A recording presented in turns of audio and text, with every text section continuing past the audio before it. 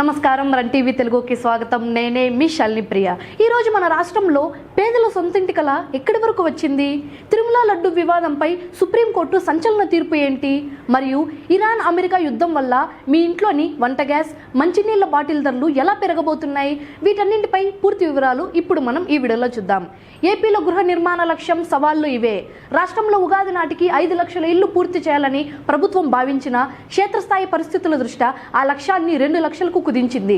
మదనపల్లి లాంటి ప్రాంతాల్లో లేఅవుట్లు గుట్టలపై ఉండటం, మౌలిక సదుపాయాల లేమితో పనులు నెమ్మదించాయి. అయితే కూటమి ప్రభుత్వం ఎస్సీ ఎస్టీలకు అదనపు ఆర్థిక సాయం అందిస్తూ పనులను పరుగులు పెట్టిస్తోంది. తిరుమల లడ్డు వివాదంపై సుప్రీంకోర్టు తీర్పు. తిరుమల లడ్డు వ్యవహారంపై దాఖలైన పిటిషన్ను సుప్రీంకోర్టు కొట్టివేసింది. రాజ్యాంగ పదవుల్లో ఉన్నవారు వ్యాఖ్యలు చేయకుండా నిలువరించాలన్న అభ్యర్థనను తోసిపుచ్చింది.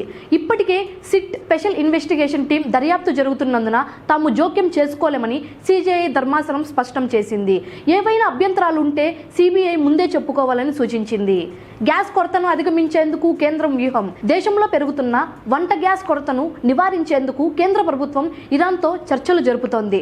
హర్ముజ్ జలసంధి వద్ద యుద్ధ ఉద్రిక్తతల వల్ల నిలిచిపోయిన 8 ఎల్పీజీ ట్యాంకర్లను సురక్షితంగా భారత్కు చేర్చేందుకు ప్రయత్నాలు ముమ్మరం చేసింది.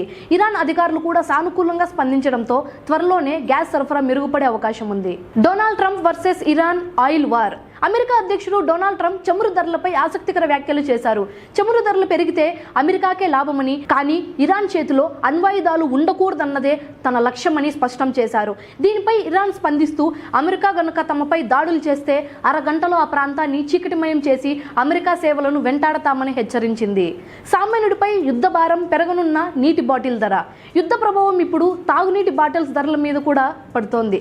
ప్లాస్టిక్ తయారీకి వాడే పాలిమర్ ధరలు 50% పెరగడంతో లీటర్ బాటిల్ ధర మరో 10% పెరిగే అవకాశం ఉంది.